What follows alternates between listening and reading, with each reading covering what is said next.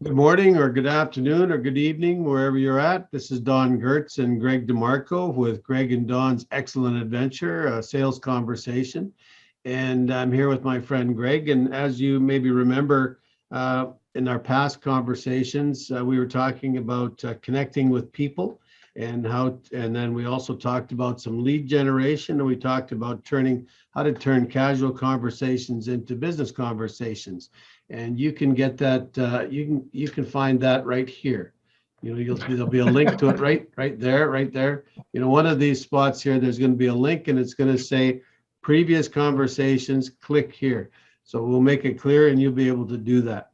So anyway, thank you for coming back. Today we're going to talk about how to stop people from ghosting us. And we've all, or I don't know, maybe you don't know what that is, but you've gone to the effort of making the appointment and all that kind of stuff. You're ready for the appointment, and then nobody shows up. And it's kind of disappointing and it's kind of discouraging. So, Greg, why don't you tell us a little bit about how you handle the, or what happens when you get ghosted, or how do you stop people from ghosting you? Well, that's a good question. It often comes up in my training sessions with my clients and stuff.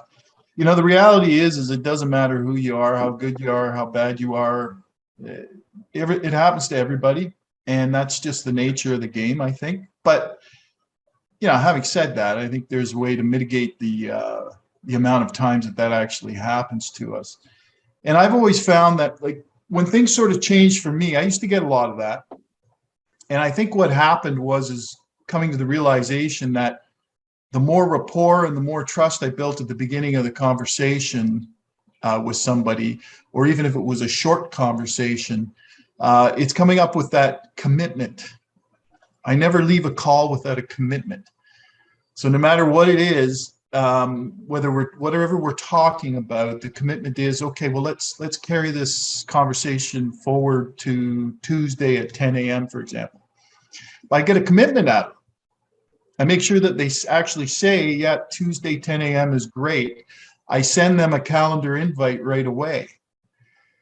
But I also send a reminder email, and I set it up so that, this will be, and I kind of put in a little comment, this is what the nature of the conversation is going to be about. So when you get that commitment, like I just never leave a call without knowing what we're going to do next, because that's kind of important, right?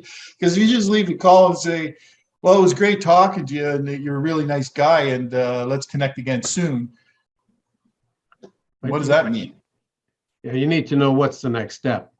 Yeah, you kind of need to know what the next step is. So I kind of make the next step.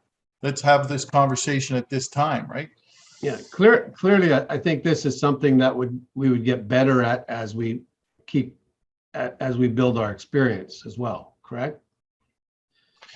Yeah, I mean, like, listen, when I first started out in the business like 40 years ago, I mean, it was just calling, and I couldn't understand why no one was calling me back, or like why, if you do a cold call or something, and then someone turns around and says, oh yeah, yeah, let's get together on this day. Oh, thanks, great, and you're sitting there by the phone like, why aren't they calling? Why aren't they calling? Yeah. Do you think that sometimes we tend to make that appointment too early in the conversation, and we don't have the commitment? We don't have the commitment. Actually, they say they're committing to it, but in their heart, they're just saying, okay, I'm going to commit to this, and then I'll, just forget the guy. Let's just ghost him. Well, I think that comes with how you handled the first initial conversation, right? It's like when you call someone on a cold call, it's not, hey, how are you doing? Hope I didn't catch you at a bad time. I mean, when you start off like that, that's already in the dump. You're not going anywhere with a call. But if you say, hey, Don, this is Greg. I only have a minute to talk, but I was hoping that we could blah, blah, blah, blah, blah. So you're getting right into the matter. You respect their time. They know that your time is not plentiful. And, you're getting into a conversation that is sort of dealing with maybe what they could be challenged with, and you're there to help. But you have to establish that that rapport somehow. You've got to get in that door. And I think you're right. Sometimes we just sort of jump in expecting that they'll book an appointment with us, and they're not even close to even knowing who you are, what it is you're calling them for, and what do you want? These are kind of important things, right? Yeah, no, I agree. I know in real estate, you'd set up a bunch of appointments, or you'd set up an appointment to have somebody come into the office and meet you, and then they're late. And it used to irritate me a lot. So finally, what I decided was that I would give them 15 minutes. And if I was meeting them at the office or a coffee shop or whatever, I'd give them 15 minutes. And if they didn't show up in 15 minutes, I left. I didn't care then if they came late. If they didn't, I wasn't going to be there even if they came in 20 minutes late.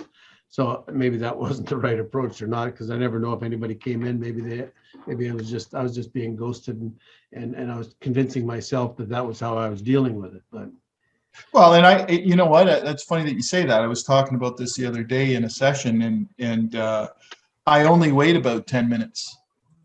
Yeah.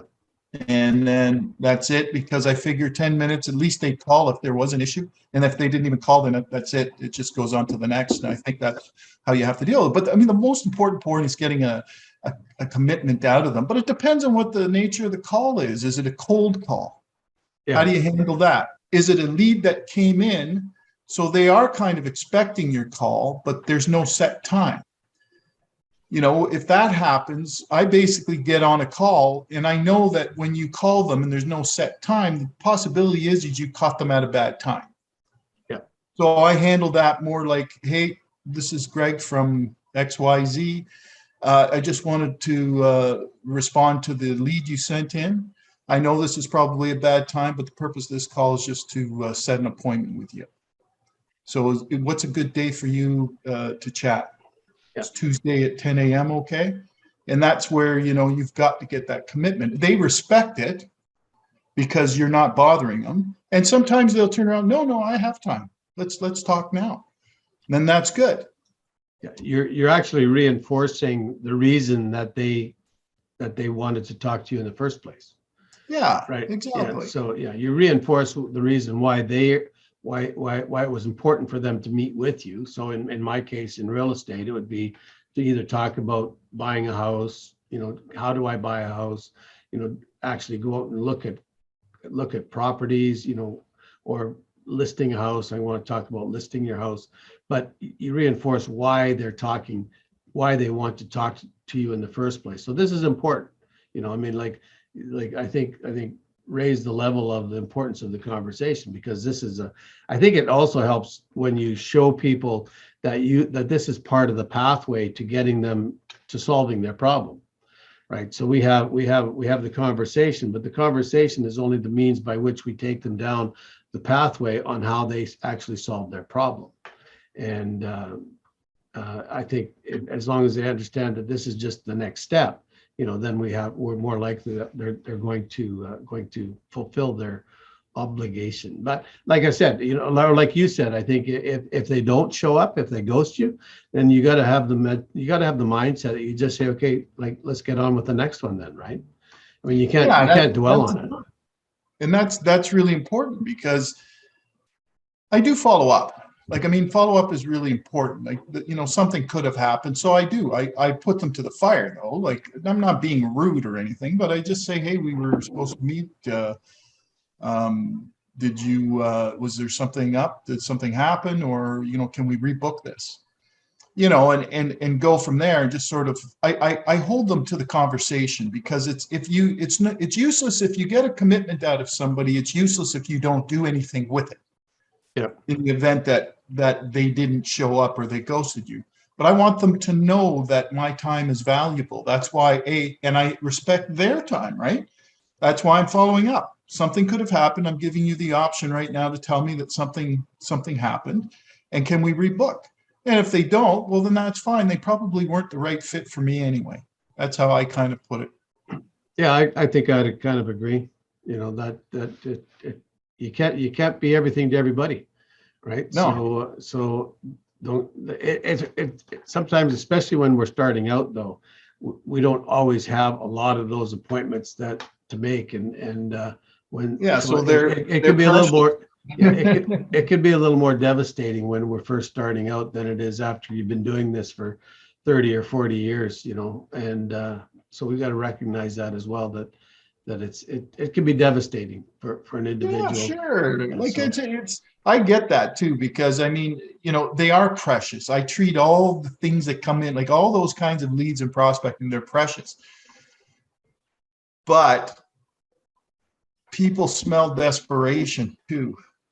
And that's not a good thing, because it desperation makes us start to think about ourselves instead of our buyers, right? The prospects. Yeah. And when we start thinking about ourselves, that's when we lose control and we lose our direction, and we start doing things that we shouldn't be doing. My dad used to put it this way. He would say that my need for a commission was never should never be at the expense of the customer making a good decision. Yeah, that's actually a really good. That's a good saying. That's a good quote. Yeah, That's So- a really good quote. That's true. Yeah. That's a good way to put it. So I'm going to say it again, just to reinforce that. But my need for a commission is never more important than my client's need to make a good decision. Yeah, that's a good quote. Yeah. Really, though, I mean, it is important to recognize why we're here in the first place, and that's Yeah. to solve the problems of our clients. And like you say, like you said in the previous sessions, if you don't like people, if you're not concerned about the people and care about Yeah. the people, then you're in the wrong business. Like if all you're looking to do is to get the sale and make the commission, you might do that a few times, but I would venture to say that you may not last that long, and if you do, I guess. Even a blind squirrel gets a nut, right? Well, that's right. Yeah, that goes that way. So I think, Greg, in our next conversation, I want to talk a little bit more about closing the sale and what that actually looks like. I know we touched on it briefly, about when we talked about turning conversations into meaningful conversations or business conversations.